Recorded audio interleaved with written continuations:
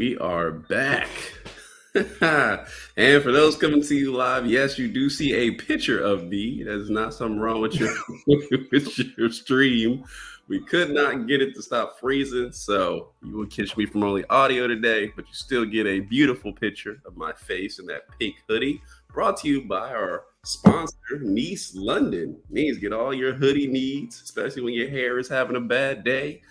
Tune in for that. So welcome to Minor League Films, everybody.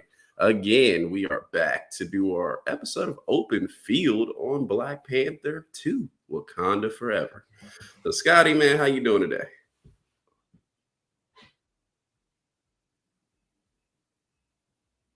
Oh, you talking to me? Yeah, you. I didn't know you were talking to me because my name is clearly Scotty. That's fine. I'll ignore that for now. Changing your name every episode I see. Well, I'll let it go. 5 names in 4 days, but we keep it going. I mean, it's just right here for everybody to see. You can see it. Oh man, I'm doing all right. That's good. So everybody, welcome to Minor League Films, man. Here at Minor League Films, we talk about movies, talk about TV shows, all kinds of entertainment, and give you our opinions because we feel like it's worth something and it's entertaining. So we like to have a good time. And today's episode is Open Field. We have open dialogue about pretty much whatever. Oh, so there's somebody right there. Well, you are seeing me. I am here in rare picture form. My camera visual was not working, but hey, we ain't gonna let us hold that back. So again, today we talking about Black Panther, man. Me and Scotty was able to see it. He did a character breakdown. So if you have not seen that, please tune in. Even if you've seen the movie, it still gives you a good idea what those characters were like in the comics and those. So it's a really good show. So make sure you check that out. But yeah, so what we're going to do is we're going to play the trailer. And actually, it was funny. We were talking about this before we froze last time. I actually only watched the initial teaser. Didn't watch after that because you know how movies are these days. They'll give away the entire movie before you even go see it. So we didn't want to do that. So actually, this trailer Scott's about to play, I actually haven't seen it. So, but it'll have some shots of the movie, and we're looking forward to it. So, all right, into that. I can't see you enjoying the trailer. So this is really how we should do our reactions. Every time that you have a reaction, just make a loud noise. Oh man, yeah, you're gonna get some real audio. It's gonna really propel my radio career because you'll get all audio today. Is that what you went to school for? No, not at all. Don't even worry about it. There we go. That's going to full screen now.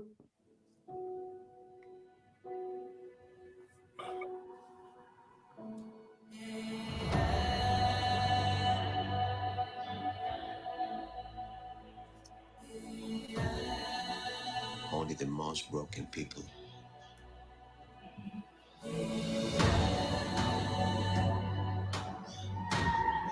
can be great leaders.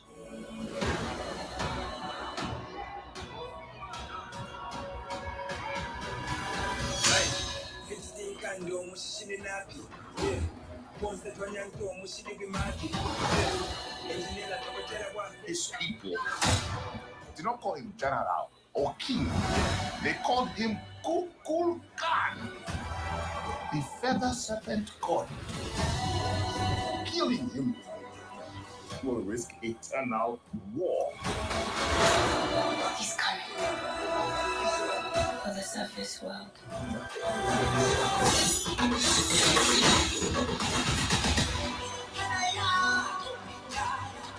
We know what you whisper. They have lost the protector. Now is our time to strike.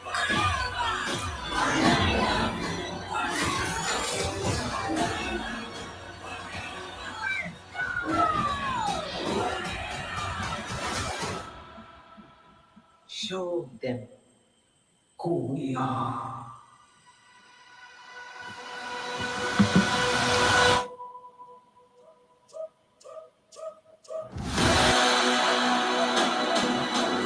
There we go. Mm-hmm. That little dramatic music ending. Oh man. So yeah, that was the trailer for Black Panther Wakanda Forever.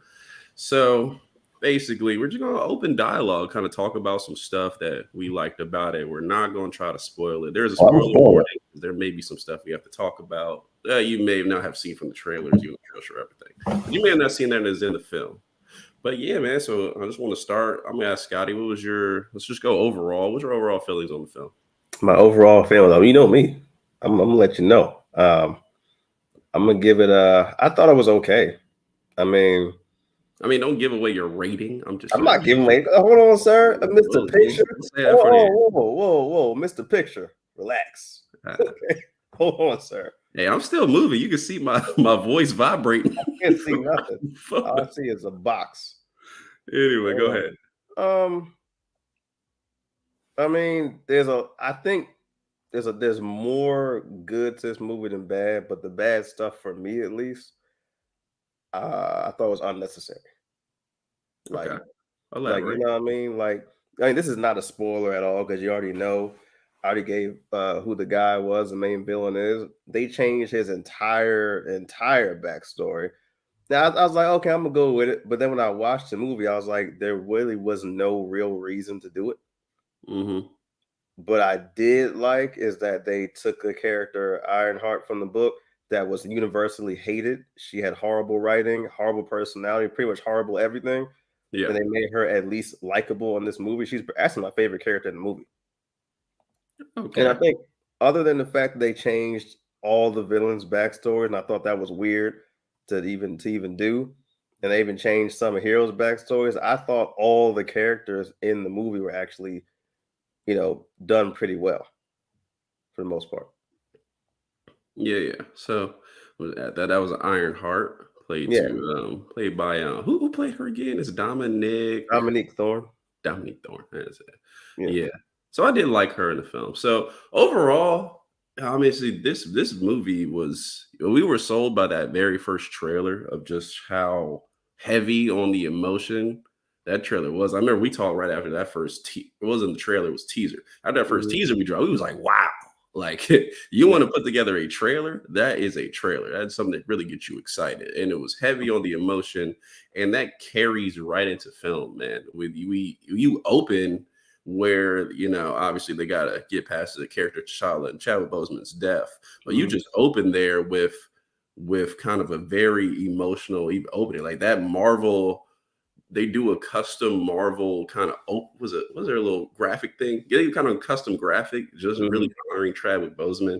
And man, it's like, we want you to come in this movie with a tear in your eye, just, revelating in what he was able to do with that last character and the kind of phenomenon that it brought for us, for the first time seeing, as we talked about, this first time in, I think, our lives that we got a big budget, mostly black cast, like black hero movie. Because before that, you would get what is it?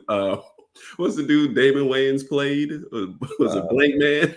Yeah, Blank Man. Yeah, Blank Man was everything. Or Blade. We got Blade, but Blade wasn't high budget. But yeah, like smaller characters like Blank Man and Meteor Man and all kind of stuff. But that was really the first time. So We got Steel. We got Steel too. Don't forget Steel. Oh yeah, Steel. Yeah, that's exactly the stuff we would get. So yeah, man, it just opens with that kind of emotion where it's heavy and that carries through this movie and sets the tone. And for me, what the Marvel kind of this phase has really been missing is a bit more emotion to these characters where it feels real. A lot of these movies, it always feels like everything's going to be okay. And obviously we started our show after Thor, but I thought Thor as a movie it was funny. I went to see it with my mom. We had a good time. It was funny. It was entertaining, but you have a lot of things in that movie to where you can really play it. So you feel for these characters. Like obviously James going through cancer, Thor's dealing with, losing. I guess you kind of get past losing his family, but he's kind of dealing with a lot of losing people and kind of being out on his own. And you don't get none of that in that movie. None of that weighs in. Really, it's just like, all right, let's just have a good time. It's like it doesn't really ground the characters. So for this movie and ending phase 4 of Marvel, it really sets it in of like, this is a real world with real losses and real sacrifices. And that really upped it for me. Like I wasn't, shedding a tear in the movie, but it just set that level of emotion. So starting there, I thought it was very solid, and that carries all the way through. And overall, it's a lot of stuff I liked. Obviously, there's going to be some criticism there, but mostly I thought it was a really, really good film. It's something Marvel really needed at this stage. Yeah, I agree. It's a lot. This is the first superhero movie in a long time. I won't say the first ever, been a long time that gave us any kind of emotion at all. Because usually it's like, oh, let's make a bunch of jokes. There's a world threat. Probably won't feel it as a threat, and we're just gonna beat them up and make some more jokes, and the movie's over. We'll have another one soon. Yeah, I'll also credit Spider-Man, No Way Home, and doing that too, and not all the way through because it was a lot of jokey, but towards the end, you kind of feel like at the end of that movie, it's like, man, like is Spider-Man really worth, being Spider-Man really worth, dealing with all this. So I will credit that as well. But yeah, this movie emotionally was there for me. But I also thought it was a really good film. So we'll jump into it. Obviously, now we're getting past Chadwick and kind of the new age of Black Panther, where really there is no Black Panther because, obviously Killmonger's, I guess, his destruction of Wakanda in more ways than just the physical or the turning people against each other, but in their traditions, kind of carries over to this film, which I liked. And they don't really have a Black Panther. It seems kind of like they kind of don't know how to deal with that next step yet as a society, so, or as a kingdom. So we kind of get into that, and obviously Shuri, who what's her name again? Letitia Wright. That's it. I got it. Letitia Wright. And the movie kind of rides on her, and kind of the emotional aspect of the movie is kind of centered in her character, where it's like, okay, how is she gonna deal with these? Because everybody's kind of looking to her as maybe the next in line to kind of take that mantle over and be that character for people to look to. But she's also still a young character, and I give Letitia Wright a lot of credit. I don't know if she was kind of like ready for the stage yet. I haven't seen her in a lot, so I don't know how predominant she is as an actor, maybe outside of Marvel. So that's where I've seen her the most. But just like you're replacing one of the great actors, I guess, of our time and modernly, as Chadwick Boseman was really getting up there. But so she's kind of given that heavy role to kind of go with that, which was exciting to see. And the way she handled it was, I thought, really well. I don't know where your opinion stands on that. I'm trying not to be a jerk, but she was all right. I mean, I enjoyed watching, like I said, the emotion that she showed. I don't think she's I think she's a good actor. And it obviously was rushed. So, they didn't expect him. They say they didn't expect him to pass. So they have her as the new main person. She has a lot of supporting actors and actresses in the role to help her out, and I'm not sure she's going to be the main focus forever, but with what she was given, I think she did a really good job. I like even her like fight scene before she got into the actual suit. I thought were actually kind of cool. She's always been a compelling character, even though she's not the toughest and strongest. I mean, she's a genius and makes all the equipment for the kingdom in any way. So I knew she at least fit that way. I was really interested to see how she was going to use the suit, because obviously she's not going to use brute strength. Even though the suit enhances her ability, she doesn't really have any abilities to enhance. Yeah. Chadwick Boseman's character could already fight, and he worked out and was big and knew martial arts, all that kind of stuff. She doesn't know anything. Like, she's like the complete opposite of her comic book counterpart, because as you see on the right, her comic book counterpart from birth wanted to take over the Black Panther, so she actually could fight as well as he could. She wanted to challenge him for the Black Panther title since she was born. So her character in this movie is the complete opposite. She never cared about being the Black Panther because she had her brother there, and now she has to deal with the grief of her brother suddenly dying, and almost like the equivalent of real life, where she has to deal with the grief of her co-star suddenly dying. So Yeah. I mean, she did okay. She did very well. She's probably my least favorite character in the movie, and Ooh. I really like M'Baku. Yeah. Winston Duke he's Yeah. great in that role. Yeah, who was man ape in the comic book, and they got rid of that role, and that makes sense. That's probably the only character where they took the backstory away from the book and made him something new that they did really, really well. It's actually better than the book. Or also Riri Williams, like she's better than she is in the book.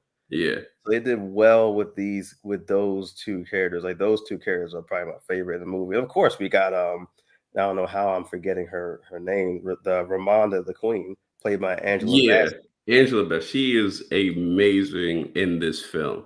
Yeah. How she plays, like it kind of like really at the very beginning, she's for me, she sort of sets the tone. Mhm. And just to kind of like, man, I can tell you that scene at the beginning of the movie. So basically, other countries, because of the loss of T'Challa and Black Panther, other countries are like, okay, they're supposed to open up to the world, but obviously they're dealing with a loss at this point. So Mhm. we still want their resources. Let's go get them. Yep. And you kind of see them thinking at a time where Wakanda is really like weakened, like, all right, we can take advantage of them. And she comes instantly in the movie and is like, look, y'all may think we're dealing with a rough time, but you mess around with us, you're gonna find out like Wakanda is still the strongest kingdom in the world. Yeah. And it opens up with a badass action scene just to kind of get us going after that little emotional high. Is kind of just jumps right into us with that, and it's like, man, all right, like we're in here now. That was such a cool scene, and you just kind of see like the power of even when they're like down, and obviously the kingdom is hurting. This is still a nation you don't want to mess with. Yep. And all the action scenes were good. There wasn't a single action scene that was bad in that movie at all. Like there's in most comic book movies, I always find one or two that I'm like, that was kind of corny. Ooh, that's unnecessary. But every action scene in this movie, coupled with the grief before the scene, and coupled with, like, even though, like you said, Wakanda's the strongest nation in the world, they're all going through so much, and now they're being attacked, by all sides, and that made the action scenes even better because they're like they are the underdogs in the movie. Yeah, so we got a lot going on with them. Also, you get the introduction of your boy that you did on the character breakdown. Namor is in here. He's who is he played by? I forget his name. I really should have wrote down these actors' names. I don't know how to pronounce his name, but I believe his name is Tenoch Huerta. I know Huerta is how you pronounce it, but I think it's Tenoch is how you pronounce his first name. Yeah, there he is on the right. You did him in the character breakdown. But he is an amazing actor in everything he's ever been in. It's mostly he's been in a lot of stuff overseas. He's been in a lot of probably stuff you haven't said, telenovelas, stuff like that, soap operas. I think he was also on Narcos for a little bit. He was now venturing into a lot of stuff, American stuff, but he's been good in everything. So when they chose him, I was surprised they chose him, but I wasn't upset because he's a really good actor. He did a really good job in the movie too with what he was given.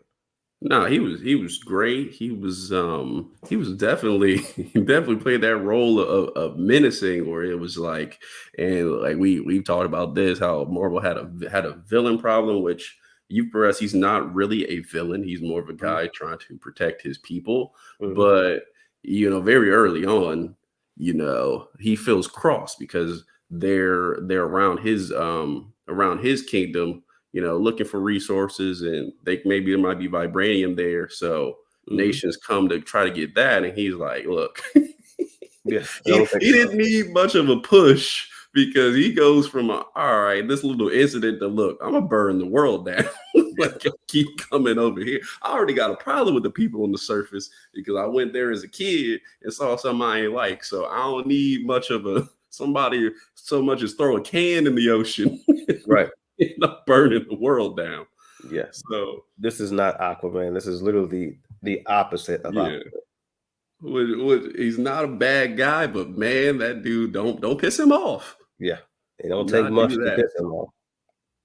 Yeah, so he is great in here, and I love the fact that with the Black Panther series, and I know for you it may be a little bit different because you've Mhm. known these characters and grown through comics. Mhm. But for me, just as a fan and mostly watching movies, maybe the occasional, animated movie when I get a chance, I like the fact that their villains are real threats. Mhm.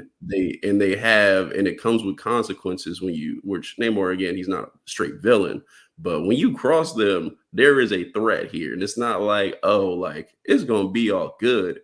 Like between Killmonger and Namor, it's Mhm. like there is a price to pay when you cross them, Yep. and you will pay that price, whether you win out in the end or whether you don't. There's going to be a price to pay and sacrifices to be made. So I did enjoy that fact, and also really great introduction to I can't even say the name. What is the name of their kingdom? They change it in the Talakhan. Tala- It's basically Atlantis, but they changed the name. Yeah, so it's Telecon because they play it to like I guess the Mayan or the That's Aztec kind of text. heritage, give them Yeah. some kind of real world heritage, Mhm. and I kind of like that in the film because one, you kind of link that with people. So for the Hispanic community, and you get down in South America, things like that. Now they have a Marvel character to connect to, and a village connect to, which I think Namor is as a villain in this movie for the most part will not be that going forward, and will be somebody people can cheer for, relate to, and obviously they even had music, for the Hispanic community. So thought that was really dope going there. But you get can you actually on the trailer? Can you pull up? I know they have probably you can find a still of Telecon and how as you see it in the movie. Yeah, I You can think, probably find a yeah, so you find small that on one. the trailer. But yeah, you see it because a lot I liked about that they do build an underwater city that looks very different than anything we've seen, which I like because man, like not the knock on DC, but when you go to Atlantis in Aquaman, I swear they have an underwater electric company because it's all lit up and shiny and Well, and yeah. looked like they had lights installed in every room and you could see everything. And it's kind of like, if you really think about it, it's like, man, if you that deep in the ocean, it's gonna be kind of dark. And this movie plays into that is when you get down there. Now they find a way to, have a light source for where you can kind of see, but also too, it's very dark and just seems very realistic. You know what I'm saying? Yeah, there it is right there. So you can kind of see a little bit of how the city looks. You'll Mhm. see it more in the movie, but yeah, man, it looked really cool. I like the set design of the kind of this new kingdom that they built. I don't know how you felt about that. I mean, I'm not going to nitpick the electricity and Man, an it'd be advanced. down there with glow sticks. Well, no, but it's an advanced society. It's been around for thousands of years that were more advanced in the surface world. Of course, they're gonna have some lights. Man, because they out there. I mean, I feel like more so they would adapt to the dark more than they gonna have a spotlight in every room. But maybe that's a nitpick, but that's just me. I kind of It's a nitpick, but you are Mr. Nitpick. okay. No, I ain't as bad as you. But yeah, man, no, I really enjoyed going down there and seeing that. And obviously Namor, who kind of gets connected with Shuri in the movie, and they have some dialogue, and you kind of get where he's coming from. And Yep. that's the thing. If you're gonna have a villain, make him relatable a bit, and it's not relatable to the full extent. But I ain't none of us, ruling a kingdom and worried about his protection. So you kind of get like, okay, this is why he's doing this. Maybe I wouldn't do that, but it kind of sets the ground rule of like, I understand what he's Mhm. saying. So yeah. But yeah, man. So a lot of good stuff in here for me. I know the balance with the bad, but man, I'll have to say, like, one of my favorite parts was seeing Shuri and Okoye kind of being a kind of being a little duo and going Mhm. out on a mission. I mean, that was they basically what happens is Riri Williams, she kind of how her introduction is, she's smart. She's obviously in the comics follows in the footsteps of Iron Man. So basically, she kind of gets tricked into building a machine that can find vibranium and it can locate it where the government wants to use it because, like we said earlier, they want to get their resources. Mhm. So Shuri and Okoye and really Wakanda is like, okay, we need to get to this person because what happens is Namor thinks that Wakanda has something to do with, going into their land. And so they're trying to kind of solve a roundabout problem, not to really have a problem with Talokan and not to really deal with Namor because they know he's a threat. So they got to go pick up Riri Williams and kind of that kind of like buddy cop, I guess is what I'll call it, like little portion of the film. Man, I love seeing the two of them together. I wish we could do it because the comedy is there. Obviously, they play jokes on the fish out of water where Koye just sticks out because you don't see no, kind of imposing, bald-headed woman really walking around in modern society like that. So, man, that was some of my favorite parts in the film. I don't know how you felt with that introduction to Riri Williams and that kind of section. That's probably one of the best scenes in the movie when they were together and they had the chase and all that kind of stuff. That was like I said, that introduction to Riri Williams was, I mean, like 10,000 times better than it was in the book. So I like this direction a lot. Yeah. That scene, she was great the whole movie. Every scene with her in it was good. Okoye is always good. So I knew right off the back when I saw her face, I said, okay, this is good. Everything she's doing is going to be great. She wasn't in there as much as I thought she was going to be in there, but I understood why. Yeah. And I understood why they put even more focus on the other captains of the Dora Milaje, the all women military. So I always liked seeing them anyway, because those women can fight. They are beating that. I mean, you might have a nuke. They will find a way with one sword to slice it up mid-air and throw it back. Yeah, no, they're definitely imposing, and they established that very early on. But yeah, no, they were fun. I think Okoye is getting her she's getting her own series. So what? I know that's coming up where you can kind of follow her and hopefully get more of the Dora Milaje, where as far as they want to see maybe more development with that. So I know that is coming up. But yeah, I did not know that. Yeah, so she's gonna get her own series, and obviously you will get a little more introduction to the Dora Milaje, which will be cool. I'm trying to find a picture of when they go out, man, because it's here we go. I found one. So yeah, so you will get more from her and her character, which I am very excited because I just spending time, man. I hope they do more. I really hope they do more with them because that was honestly a very fun, little sequence there. If you can you see that? Yep. Okay, yeah, there we go. So they gotta go out, and as you can see, she's there on the left. It just doesn't look normal. I think too, she just only has a suit jacket on and maybe like no pants. So it just look like, where are you from and why you dressed like that? I'm sure he's doing a little better job blending in. And she's always looking like she has no time for anybody. She's like, I came here to do this one thing and then go back home. What's going on? What's taking so long? Yeah, nor does she ever act like she clocks out. Yeah. Like she's always on guard. She's never cracking jokes. She's just like serious Jones. That's what she is. That's why I like her character though, because the opposite of DC's seriousness is Marvel. Sometimes they go overboard on the jokes. And then, so when I see her, I'm like, I will not have any. It's going to be serious Jackson all movie. And then she'll have someone beside her that might have a couple jokes. Yeah. So they definitely use them to balance each other out. Because with Shuri, you'll get the immaturity and a little maybe too trusting and maybe think you can smooth situations over. And with Koye, you kind of get the like, nah, we need to do this about a book. And like, look, I've been here, I've been in action. I know what's going on. Like, follow me and I'll get us out of this. So it's definitely a great dynamic, man. They had their own buddy series. I will be there for every episode because, man, it was so much fun. Yeah. But yeah, so the rest of this movie forward, obviously you get that. And, I want to say Atlantis so bad. Talokan is now like, yeah, I don't trust them. And I know they're going to try to maybe double cross us. So they also go after Riri Williams. And then that's where you get the connection between Shuri and Namor. And you kind of get the dialogue, which kind of builds Namor's character. But man, it's just like it's great seeing them two go back and forth. And I thought when they spent their times together, because they sort of play, rivals, they're on different sides and they both got kingdoms to take care of. Just kind of the dialogue of the different leadership styles, where Shuri is very much like, look, like, I understand this is what you want, but there's more than one way to skin a cat. And basically, I'm just trying to really avoid conflict.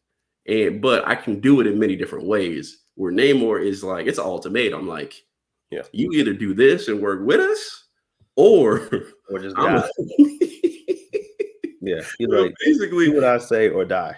yeah, basically, he's like, look, the surface world, I'm gonna fuck them up, right? Like, I'm gonna mess all them up, and if you don't do what I say, fuck you up too. Yep. I'm gonna handle them. So it's super funny, man. Of kind of like, but it's cool to see their back and forth and their dialogue, and obviously built those characters and sets us up for what later is kind of in the middle of the film. So it kind of sets us up for what happens later in the film. Kind of with them having to, maybe if they can't hash things out, one of them's got to go. So that's definitely cool. So for the most part, man, there's a lot of stuff I like. If I'm gonna go down, and we can kind of go down to things we maybe didn't like or kind of expand on those. I still, and this is kind of carrying over from the first movie, I still want to get the presence of Wakanda. I still feel like we haven't properly explored the city, because you'll get parts where obviously like where the kingdom is and all them, you get to see those parts. You get to see that. You get to see Shuri's lab, and then you'll get an overview of the city. You never really get into the city and see how people are really like living day to day. You got to see a little more in this movie, but they got all these nice shiny buildings, supposed to have all this technology. And I'm not saying you got to completely flesh it out, because I understand it's very super expensive, but I still want to feel like I'm in Wakanda. Like, it's kind of this aura of Wakanda, and you fly by it on a ship and you're like, man, that looks dope. But I really want to jump in there and really kind of experience the city. Because even with Talokan in this movie, we get just a few minutes of that, but you still kind of get like how life is going on down there. You get a feel of it. And maybe it's easier to do than kind of Wakanda, because we've all built this up as this futuristic city.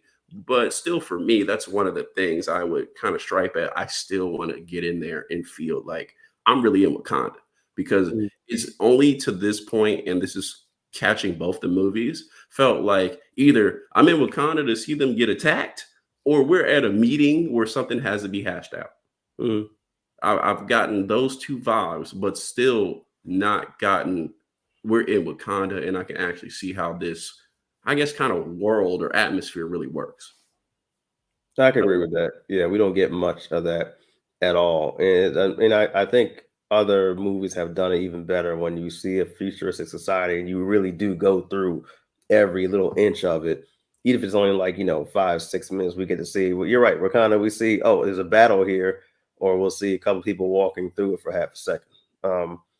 It's not really, I'm not worried about that as much, because I know they're going to have to flesh it out, because there's going to be some ground level heroes and villains that are going through there, which is one of the reasons I didn't like they killed the Claw off, because they could have shown him going through the city, like sneaking around through the city. But yeah, I think the only qualm I had with this movie is just like the complete change of some characters, because I thought it was unnecessary. Like, I'm all for like changing it and trying to make stuff more relatable, but a lot of those people were already relatable, and they already were different origins and different, backgrounds and stuff. They kind of I just thought it was a little bit unnecessary to change certain stuff.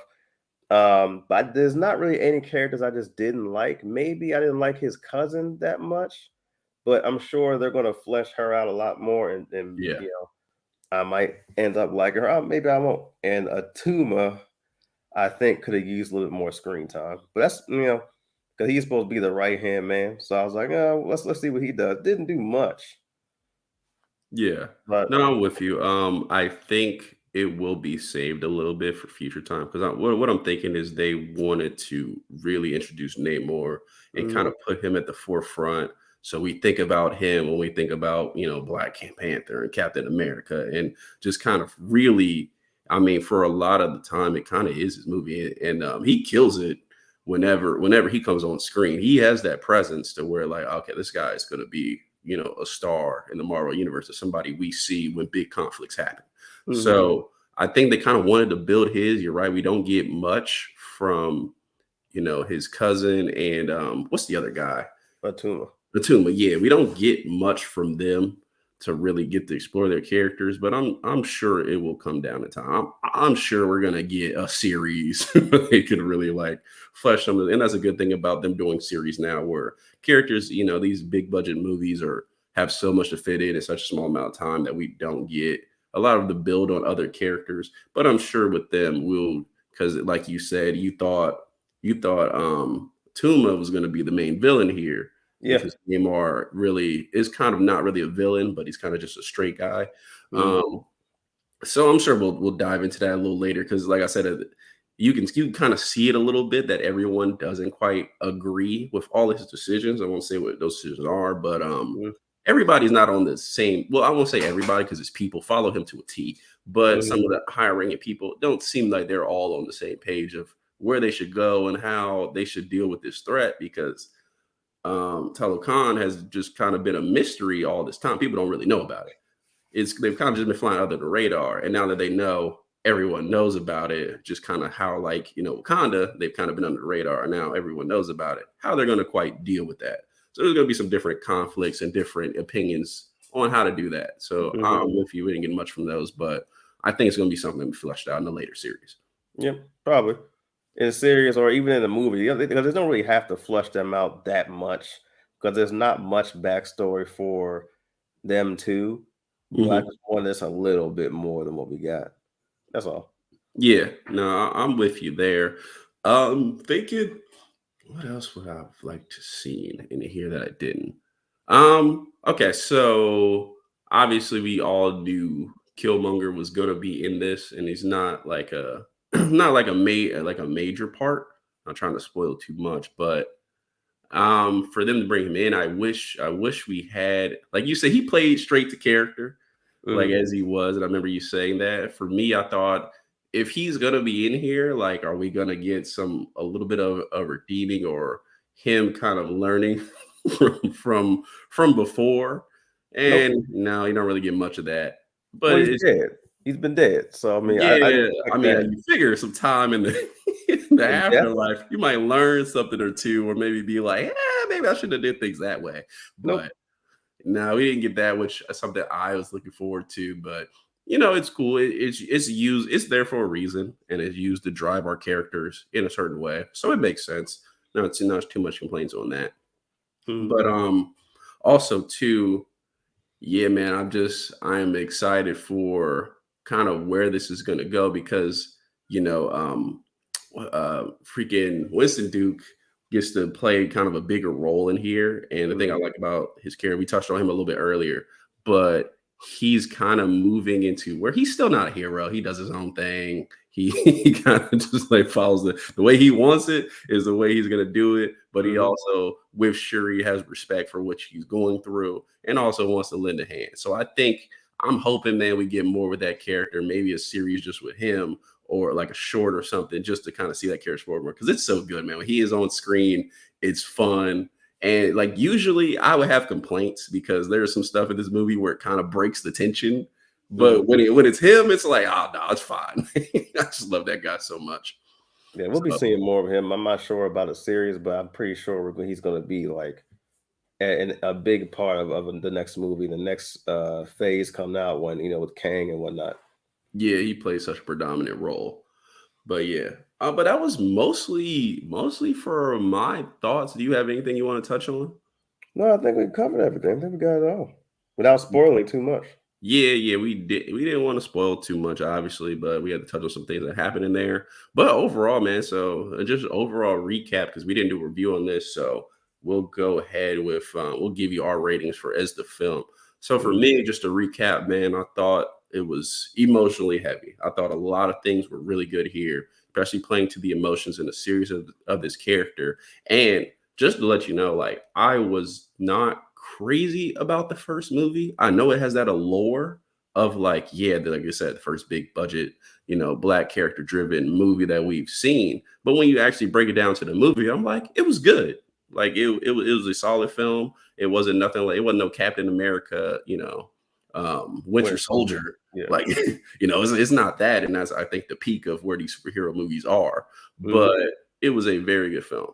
For me, I would put this one maybe a little bit above that one, in my opinion. I think you get more emotion, you get more fleshed out characters, you get kind of a little bit more going on. You don't have cheap things like in the first one they killed Claw. Like there's nothing where it's like, oh well, that was wasted. You don't get that stuff, and the emotion and the acting in here is, I think, a level better. Outside we don't have Jasmine Boseman back, but everybody else kind of, even steps up their game. They step up their game, and they're really carrying this movie. One other complaint I had was those. I know they had to do that. I know it's from the comics, but those suits at the end just did not. The blue ones. The blue. I mean, for who? What was for the Dora Milaje? Oh yeah. Well, I mean, they have a whole bunch of different suits. We're going to see a lot more suits and weapons from them later on. That's just one of them. Yeah, it didn't look real, so it was just like, that's kind of, I don't like the way that looks. But overall, man, I think the emotion is there. I think the characters are there. I think Shuri, who was kind of thrown in the center, does a really good job here as just following her character, seeing how her deal with this, and just kind of grow up, really, because she has to. She doesn't really have a choice at this point. She's got to kind of carry this this story. So I think everything is solid, man. No real big complaints. Not a perfect movie for me, but for me, if I had to put a rating on it, I would do price of admission. That's where I would stay on it. That would be my rating. Again, price of admission is something you should go pay for. You should go see it in film. See it at the theater, and that's where this kind of stands for me.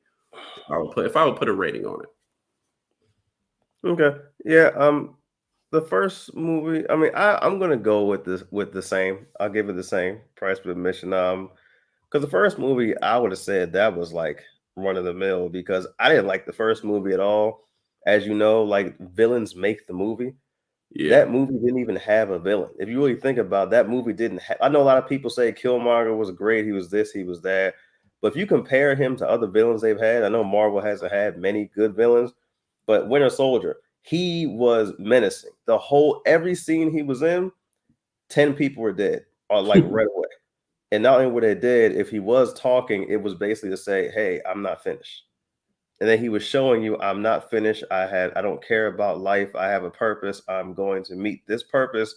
And even after I'm done with this purpose, I'm probably going to do something else. But Killmonger, for me, it was just like a bunch of one-liners. And his only thing was, like, his whole purpose was kind of silly. I'm going to help my people out by blowing up other places, but no one else in the world had the technology Wakanda had. And I was like, the whole plan was kind of weird to me. It was kind of silly, and it was kind of like a 1970s plan when remember the villains used to just be like, my plan is to blow this up. Yeah, destroy the world that I live in. Yeah, my plan is to blow this up, and then we'll talk about what to do after. Yeah. Like that was kind of, or was I want to run the world. If you would elect the world leader, they wouldn't know what to do. They didn't exactly. So have a plan. I just want to take over the world. Yeah, so it was a 1970s villain thing. This movie, they upped the ante. This villain, Namor, every scene he was in, he was basically saying his purpose. And then, like we said, if you're not with me, you're against me. And it's not just going to be, we're going to be the opposite sides. I'm going to actually actively come and kill you. Yeah, you're going to be on my side, whether you like it or not. Pretty much. Or you're going to die. Yeah, pretty much. And he has that follow through. And I will say, the one thing I did like about Killmonger's character in the first one is the fact that it kind of showed, like, everyone is not meant to rule. Mm-hmm. It is a very tough thing to do. And I thought in the first movie where he got control of Wakanda, and you see very early on, it's like, yeah, this is why everyone can't have control, because you have control and you try to destroy, everything that's been built up to get us here, which we've seen in not even just in movies, but in real life throughout history. It happens all the time. Yep. So I did think that little expanded part of where you can kind of see that made his character cool. Now, I thought the great thing about Winter Soldier, and we usually compare that because that is kind of our pyramid. I don't want to say pyramid, but like the top of the pyramid of superhero movies, is not only you get Winter Soldier and he's the threatening villain, you get a supporting villain like cast where it's not just he's just a threat, but overall there is a big threat, and he is just the mark man. He is just, we got to watch out there for that guy. But even without him, there's well more threats that could have bigger problems. So you didn't get that in the first Black Panther. Here you I would say you get it. You even have like other in a project, this movie, I won't tell you what it is, but there are still other pieces working here where it's gonna be a threat later down the line. I mean, I even when I was watching the Easter eggs for this movie, there's even hints to even Doctor Doom may playing. He's not in the movie or around it, but you see like he may have his fingers on a certain thing. There's a certain character that's linked to him in some way. And you also get you may not know that, but yeah, there's a character that's linked to him in a certain way. And you also get I forget her name. The one Elaine plays from Seinfeld. Yeah, Fontaine. Yeah. So you even get them working on stuff kind of under the line of like, yeah, we're after, and obviously the Thunderbolt series will take that over, but like we're in here too, and we're playing a role. So I think not only just with the villain and the main threat, but setting around the supporting villains raises the threat level in this movie up to where it wasn't in the first Black Panther. Well, I would give it credit because it's like, even if we take care of Namor, there's other pieces that are playing a role here. So that I did like about it. Somebody didn't mention them before. Okay. Yeah. Well, I think we will wrap it up there. This will be shorter than usually. We usually go for about an hour, but we'll wrap this up here. But yeah, man, let us know, if you haven't seen the movie yet. Hopefully we didn't, spoil anything for you. We try to keep it pretty light, but we just want to have a general conversation. So let us know your thoughts. Let us know what you thought about the movie, the things you liked, things you didn't like. Obviously, we want to know that. And here at Minor League Films, we like to do our show, Open Field is a Hinge, where we do an overall dialogue about, whatever we want to talk about that day. So yeah, we want you to join us, man. Let's go ahead and start to wrap out of here. Scotty, let us know where we can find you. You can find me on Instagram at ScottyGetDown1 or on TikTok at K Corona, who we'll be talking about soon. One of my favorite characters. Yeah, so there it is at the bottom if you want to find him. If you want to find me, I'm at Flyknit Johnson on Instagram. I am City Boy Quentin on Twitter, and there it is down below. And yeah, man, just let us know what you're watching, what you want us to watch. We got a lot coming up. We ended this a little early, so we'll talk about, we got a lot coming up. We're going to do some different movie reviews. I know we started in with a lot of horror, but Scotty's been wanting to do some romantic comedies. Yep. We want to do some different stuff. Obviously, we got we'll find some Thanksgiving stuff coming up. And then obviously Christmas time. Christmas time is going to be a blast, man. I got so much packed in for Christmas movie reviews and series. And, all those bad Christmas movies come out around the same time. So we'll definitely have a abundance of them. But yeah, you can find us at Minor League Films pretty much on anything. YouTube, Twitch. Still working on that Twitch. It's not quite where we want it yet. Instagram is still in the work. And email us, Minor League Films, man. Give us something to watch. Scotty will watch anything. I may join him if I get some free time. I may join him, and we'll definitely come back and we'll talk about it. Also, too. Oh, excuse me. Sorry, excuse me. Also, too, TikTok is coming, so don't forget. Scotty will be working on that, and we will be doing audio to where, hey, if you can't come and look at us, we are beautiful people, but if you can't come look at us, for 30 minutes or an hour, however long our show is, it'll be an audio form. So if you're driving in your car, if you're moving around, you can just put us in your ears while you're doing your workout. That will be coming to iTunes soon, so we'll update that logo. But yeah, man, thank you for joining us. Scotty, got any final thoughts? No, man, you pretty much covered it all. Yeah, man. So that, again, that's our review for or not really review, but our thoughts of Black Panther here on Open Field. We can't wait to see you next time. Have a good day, and we'll see you soon.